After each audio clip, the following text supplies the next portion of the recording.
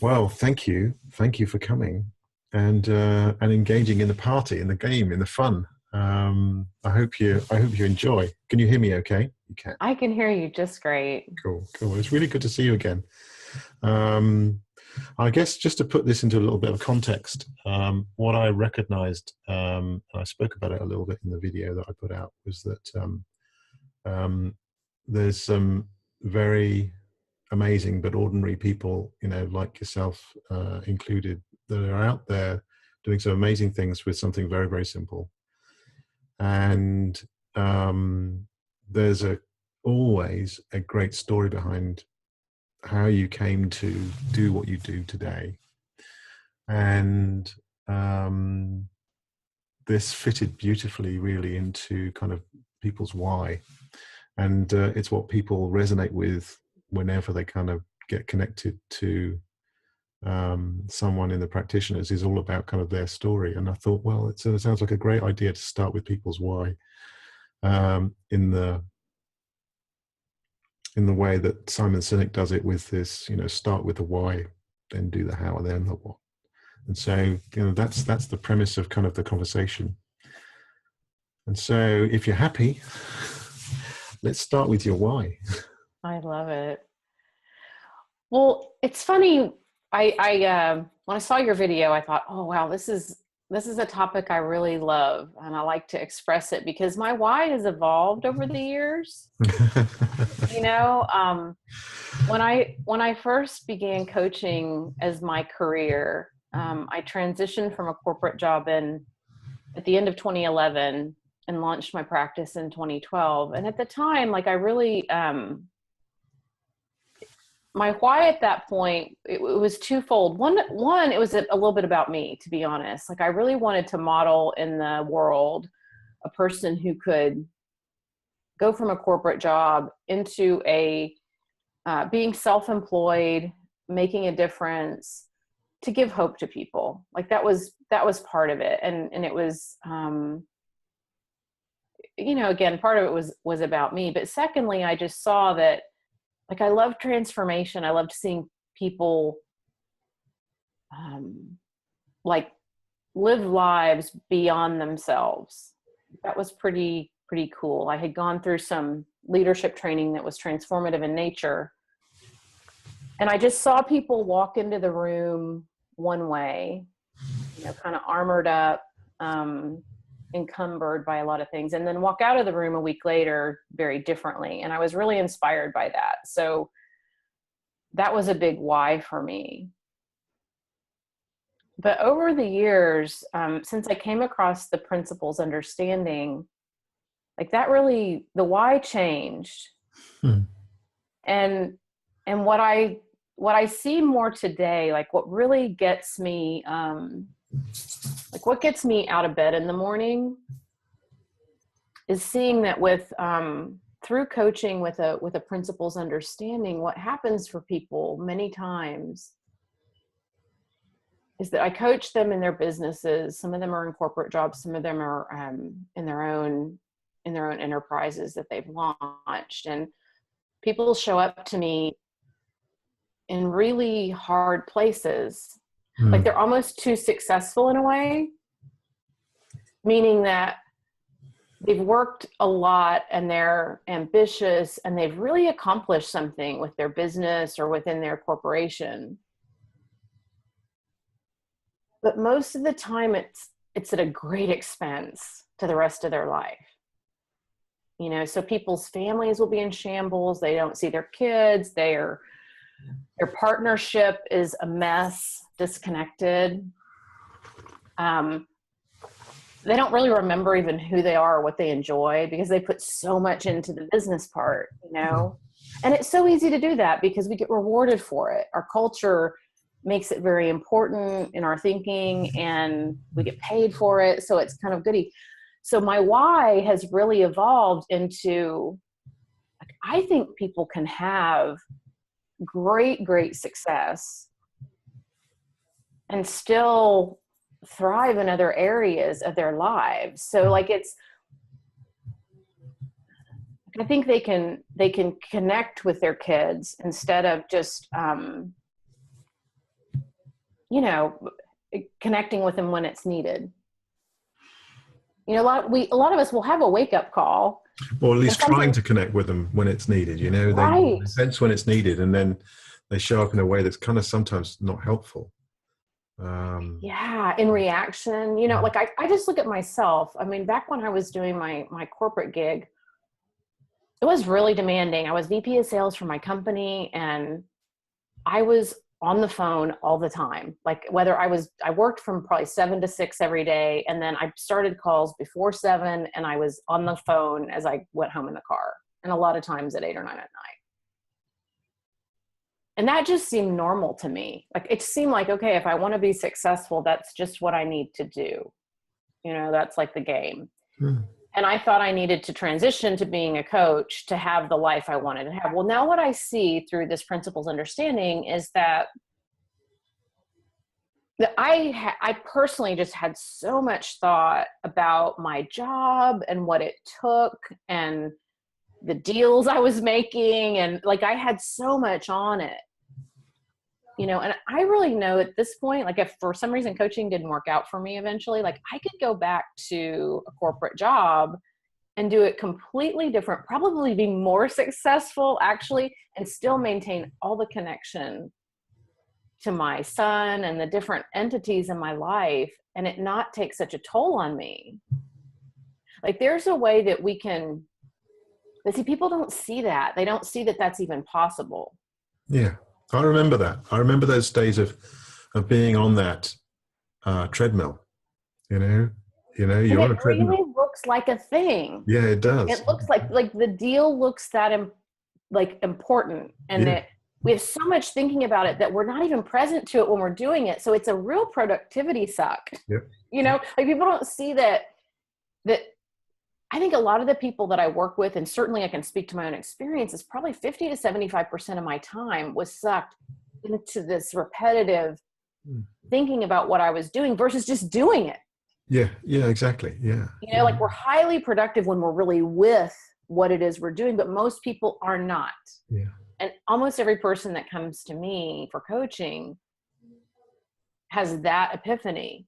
yeah, When they're just really with what it is they're doing, whether it's with their kids or their spouse or their job, like your productivity level just soars. yeah, yeah. I used a phrase a little while ago with somebody who was exactly in that place and a complete mind storm of thinking.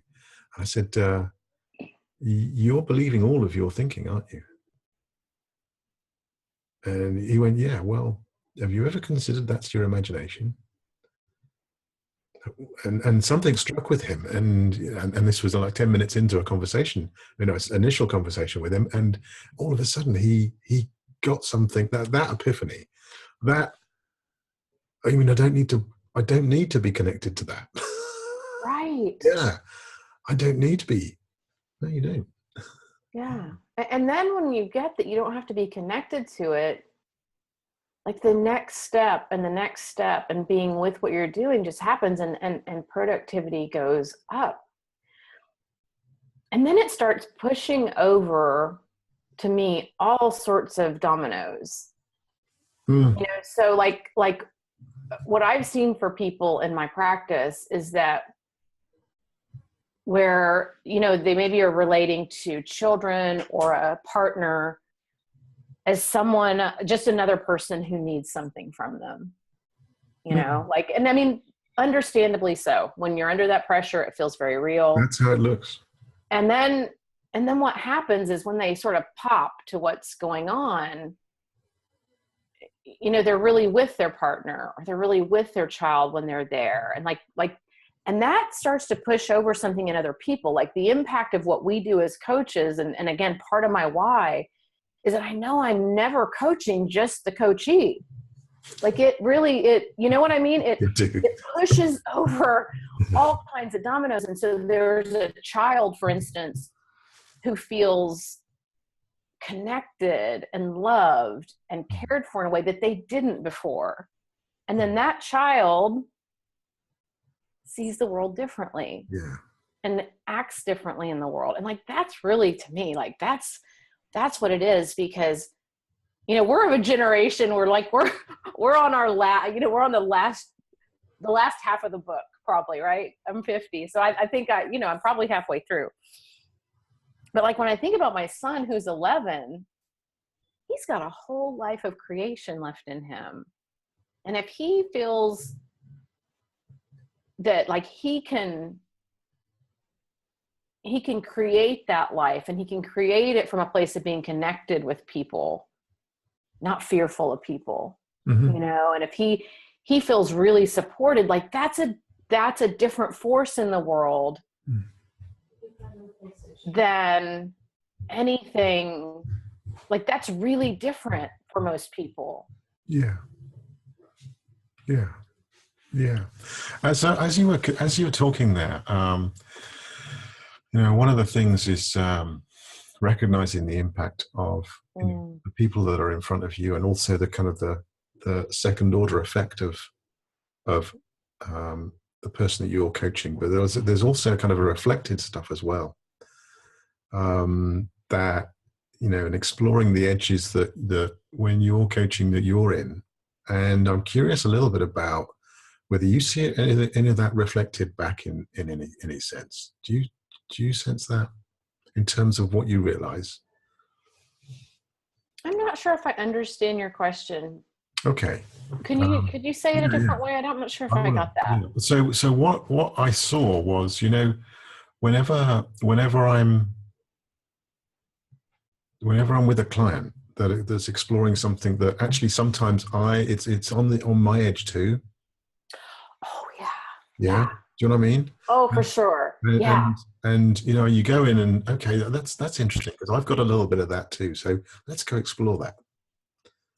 Yes. Oh gosh, I had an epiphany about that this morning. I get what you're saying. So like I was talking to someone yesterday, and they were really in their situation, and there's a lot in their situation that's a lot going on, lots of moving parts in life. But what I saw this morning when I woke up is like, how it occurred to me is like, wow, that person's really on a big ego trip. I saw that like the person had set their life up so that they were really important to a lot of people, and in some way it was an ego trip. And then I thought, oh yeah, I'm on that same ego trip sometimes. Like wow, I was seeing that's true for me too sometimes.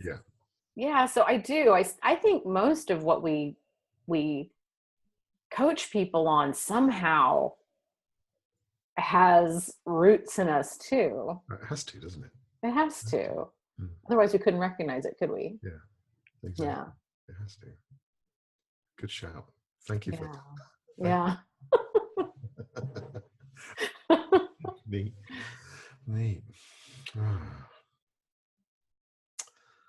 So where else with why? Is there a why else?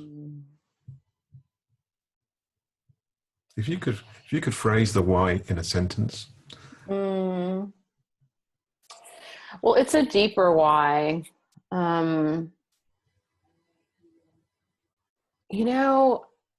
This may sound a little bit esoteric, or I don't know, something, but like if people could, including me, including all of us, like if people could just live as our deeper selves.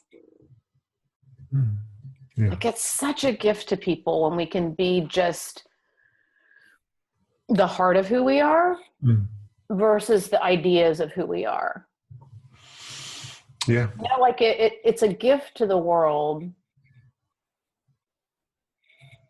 to see that we're not the roles that we've made up. We're not the ideas that we've made up about ourselves. We're much more perfect than that. Yeah.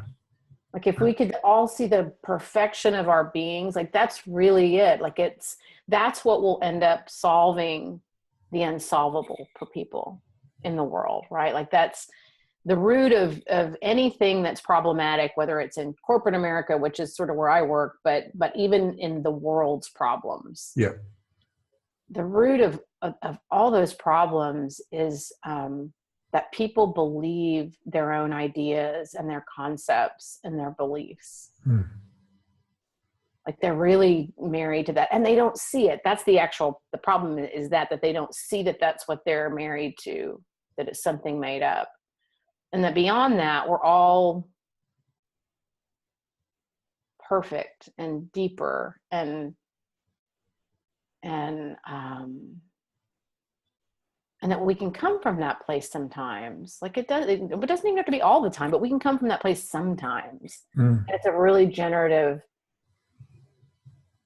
like beautiful place. Yeah. I really like the way you put that. And I remember when we met on Supercoach actually, and back in 2012, I think Michael Neal used the term, you are perfect as you are. And I must admit at that time, it was kind of, yeah, I know that. But then there's layers of that perfection, the understanding that, there's a simplicity behind the perfection that once you see it, you realize that you don't need to look any further. Yeah. Yeah. Neat. Thank you for that. That was useful for me, at least, as well. Thank you. That's cool. Well done. Oh, wow. Yeah, neat. And so how did you come across the principles? What was the mechanism for you to kind of bump into it? Gosh. So it's really funny. I was working with a coach out in California who was not a principles-based coach. And he and I had developed a corporate training that was based on, I don't know, just really people being more human, but it was very process intensive, and it was very, you had to do a lot of stuff, and it's the best what we had at the time. And this was in 2013. And it's really funny because we launched the training and I ended up having like 4 different sort of taster sessions here in Houston. About 60 people attended of my business clients. And so it was a great response, but like after training, like nobody was really that interested in talking to us about doing the full-fledged training. Mm-hmm. And I knew, and it was a little edgy. Like it was, there was depth to it. But I knew when no one would talk to me about it, like I just had this sense of like, this is, instead of getting discouraged, which maybe is what I would normally do, I just kind of leaned into it. I had the sense through my wisdom to kind of lean into that and go like, wonder what's going on here.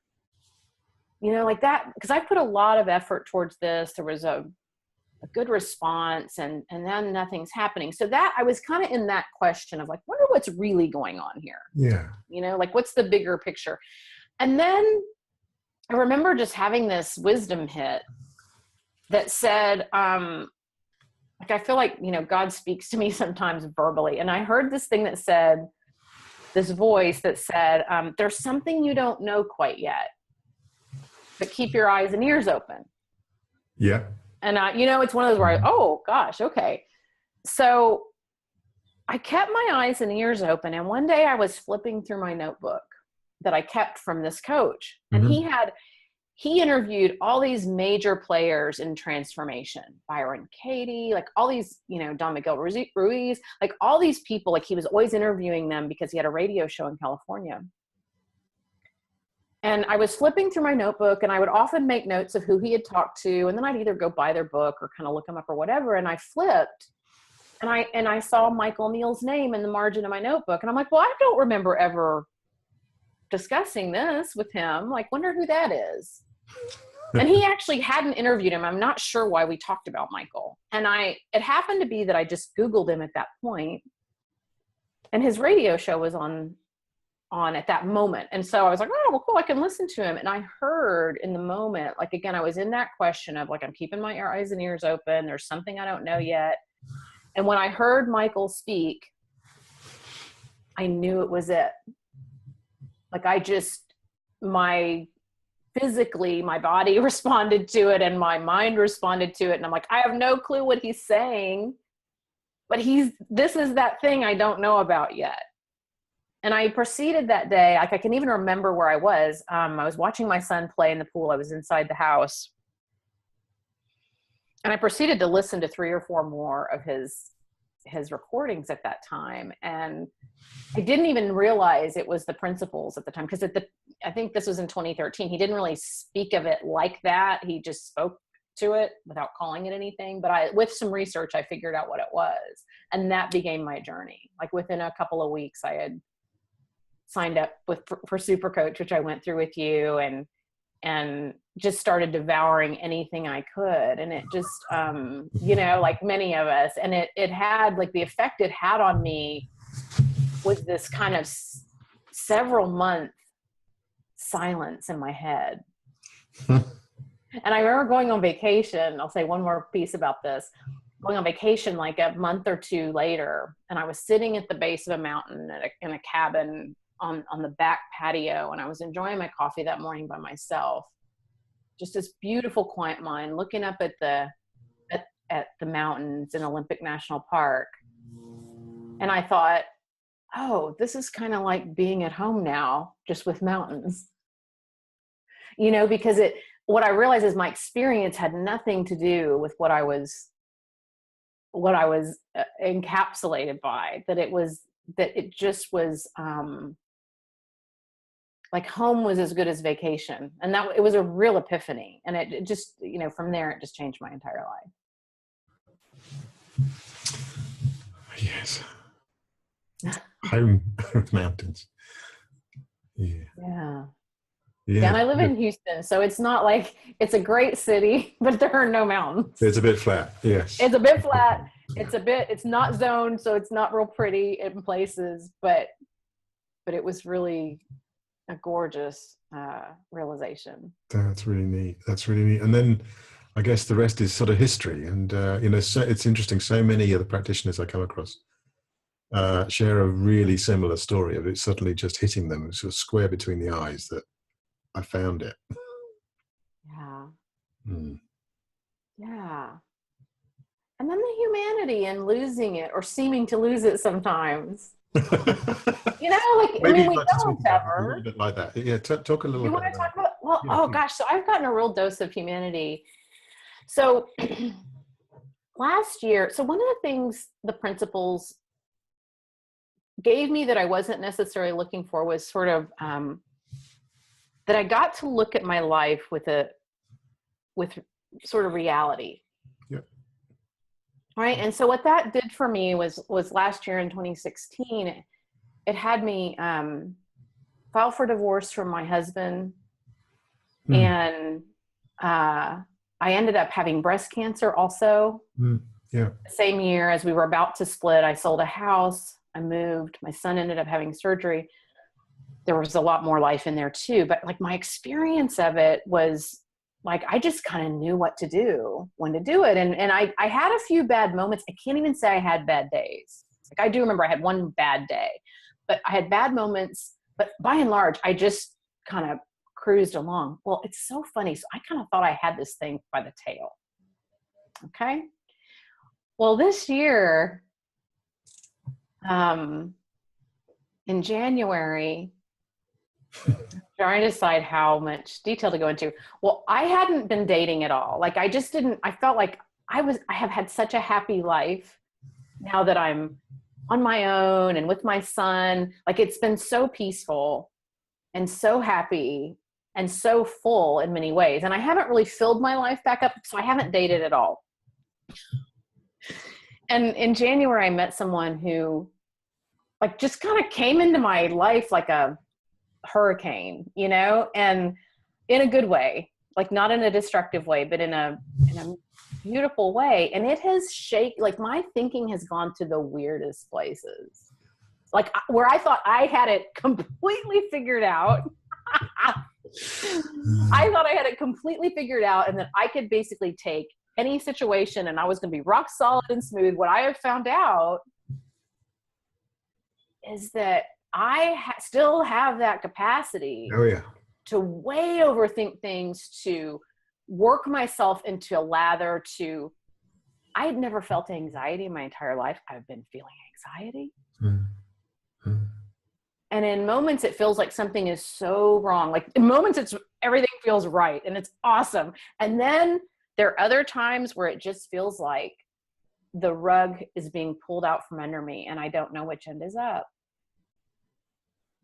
And I lose sight completely of how my experience gets created. It really looks like, wow, I'm horrible at relationships, or I can't do this, or whatever it is I think. But it's been this huge blessing, because like I really have so much more compassion now for people who get turned upside down by circumstance, you know, by being in a relationship or being in the midst of turmoil of some sort. And every time that I kind of get into the spin and then come out of it, like I get a brand new, fresh appreciation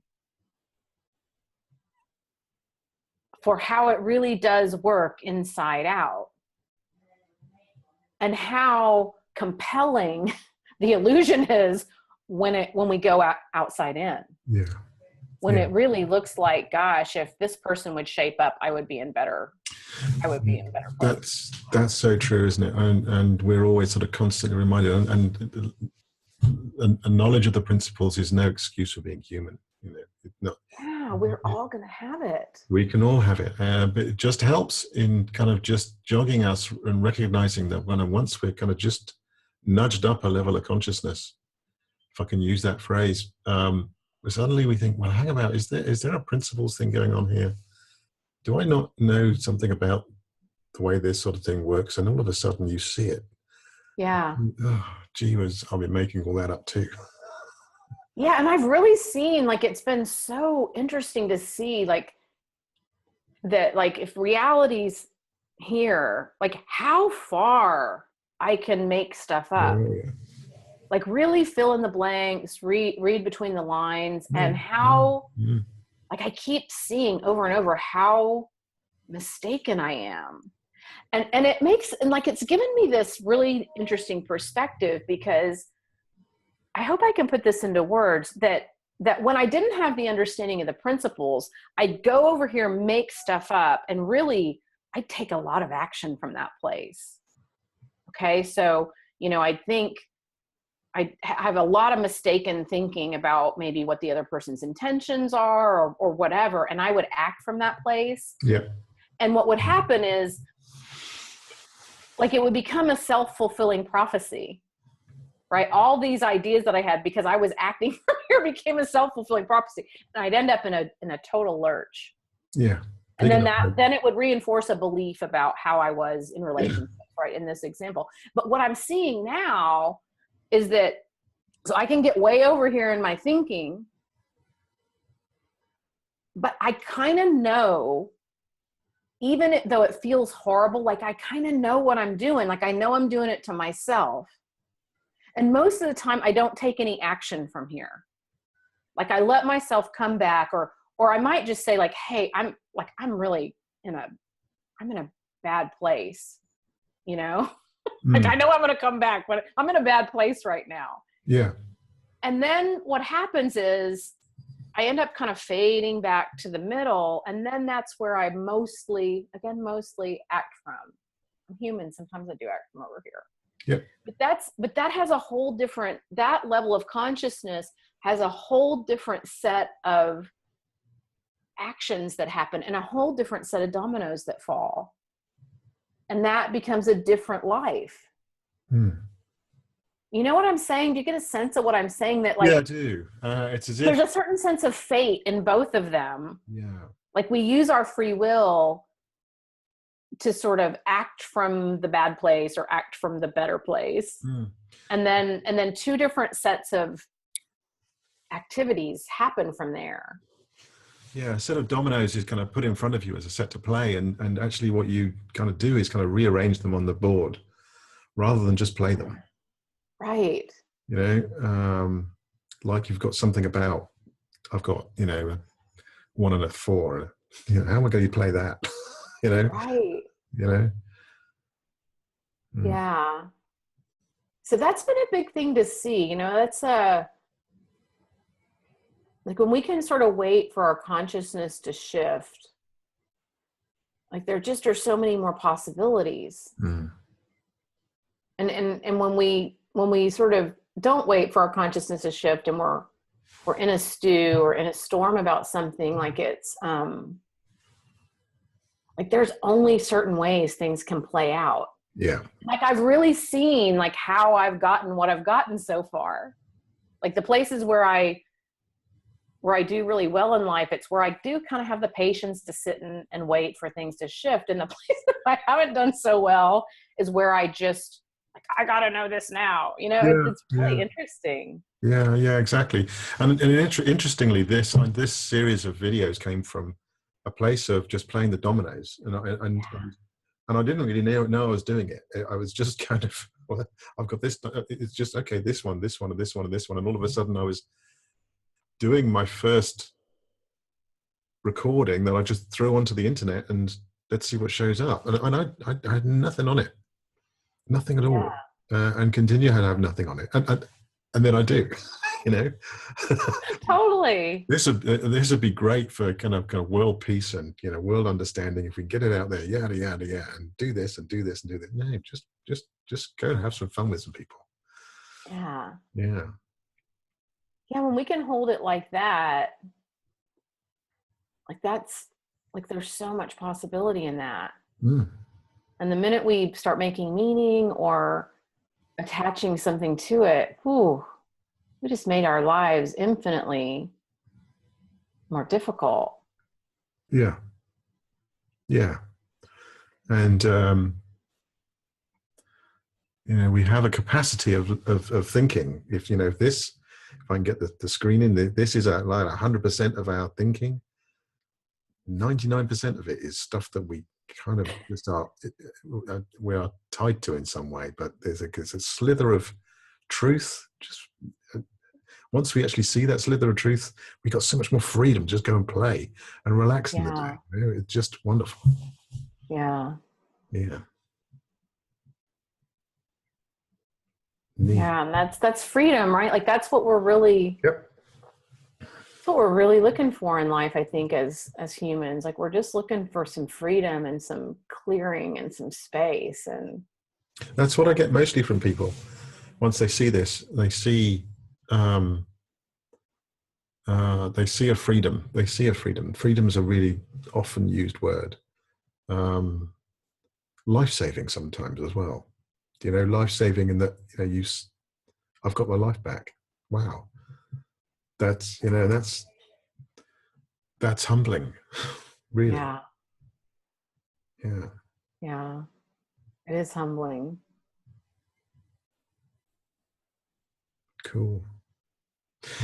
So Kim, is there a how and a what for you?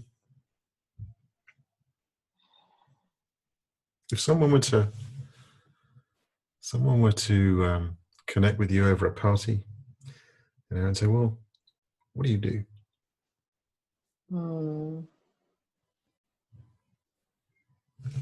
Well, on one level, you know, I work with people in their businesses and in their careers so that they can not only have a lot more success, but a lot less experience around stress, and then a deeper connection to the people that they love. Mm-hmm. That's really that we can have all of that, right? More success and more connection, and you know, that's sort of what I love to do. But it's on a different level, like not the cocktail party conversation. Most of the people that show up for me are people who really want a deeper sense of who they are. They want to experience, they realize that that something seems to be missing. Something's missing. Yeah. And what we really do, I know most of the people who show up for me, they're after that, or they wouldn't be coming to me, Mm-hmm. And that they just want a deeper sense of who they are. They want to come back to themselves. Yeah. Which is a funny place. Like I fought that as a business coach for a while. Yes. But it is who kept coming to me. And so I kind of had to say, well, okay. And that's been my own journey too, so it kind of makes sense, is that I want to be, on some level, I want to be this put together, polished, successful, ambitious gal who I've always been. But on another level, I know that that's not who I am. And that it's been a journey to get back to this beautiful, wise soul who's perfect. Yeah. Yeah. And that's who sits in front of me, are these beautiful, wise souls who are perfect, and they just don't realize it yet. And then they start to realize it. And they just happen to be playing this game called business. Yeah, that's true. That's true. Interesting. Often the conversation may well be around business to start with, or a thing that they've got going on, but it always ends up with a kind of deeper discovery about them, doesn't it? It does. It does. Yeah. That's where it always ends up. Is there anything about the conversation, the simplicity of the conversation?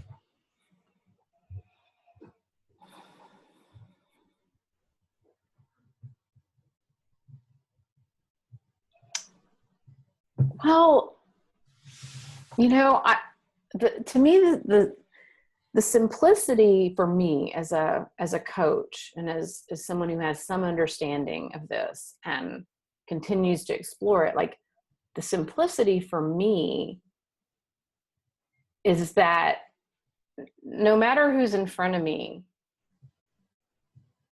like I know I'm going to get fed what I need and what they need in the moment. So to me, that's really simple as a coach to calibrate for. Yeah. And again, really different from the way I used to coach, which is when I used to plan my sessions and have all these, it was brutal. It was so hard. and now, like, I really know, I see over and over that if I can just sit down present to who I am at the deepest level, knowing that no matter what the person in front of me looks like and acts like, that they have that too, like that's who they are too. Like, I know we can have a connected conversation. I know we can have a conversation that has them see more deeply who they are. And that's really simple. Yeah. It's really simple. And the ability often I find of no matter who shows up in front of you, no matter who shows up, no matter what situation there is or what circumstance that they see, there's always a conversation you're going to have that's going to be helpful. Right. There's always, because there's something they're not seeing. And all our job really is to point to kind of what's true. Yeah. And the wisdom that both they have and we all have, in the sense that, whatever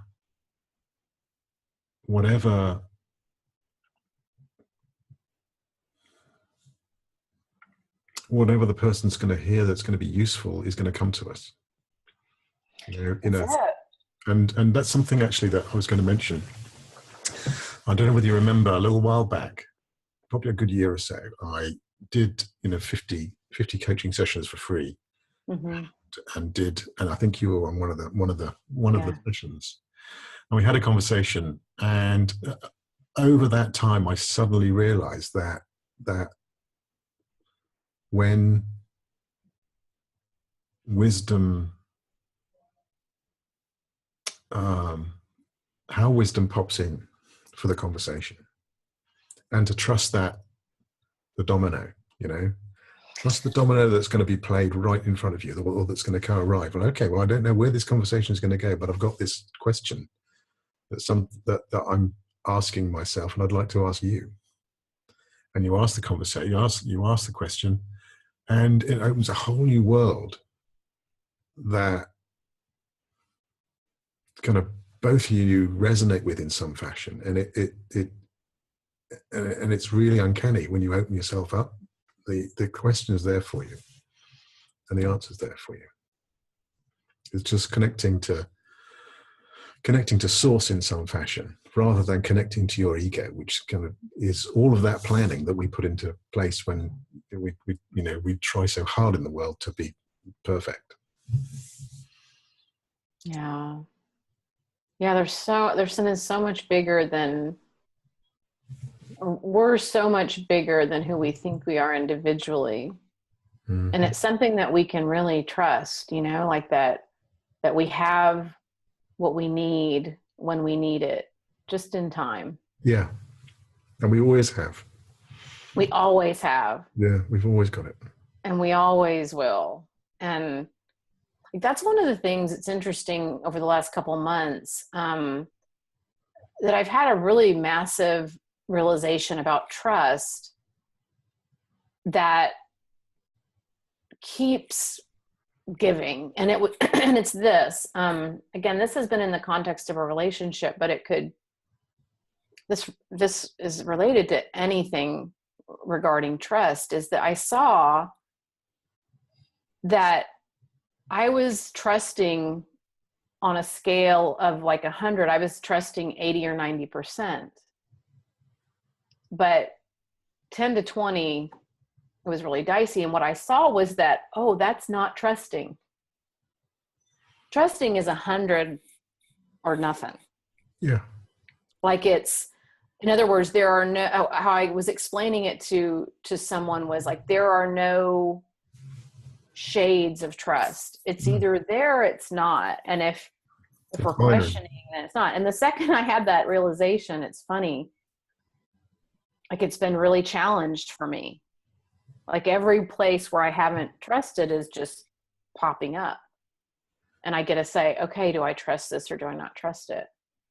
Do I trust the greater unfolding or do I not? Do I trust this person or do I not? Do I trust that my business is exactly where it needs to be or do I not? It's been fascinating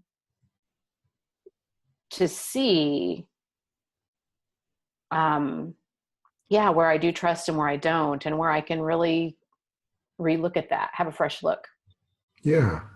And because I would have said I'm a trusting person, Martin. I would have said I am so, like, I trust automatically. And on the surface, I do. Like, I trust a lot. But then when it gets to the deeper part, when it's below the surface, man, I've gotten to see, like, whoa, I get to take a fresh look at that. Which is really, it's cool. A little bit disorienting, but very cool. yeah, exactly. Yeah. I've got so much going on with that. That's really interesting. Not going on, but kind of recollections of, talking with Aaron in London and people like that with, trusting in the future and fear showing up because you're trying to plan the future. It's all about there we go. Showing up, yeah. It's all about fear showing up. And that's an interesting one. Well done.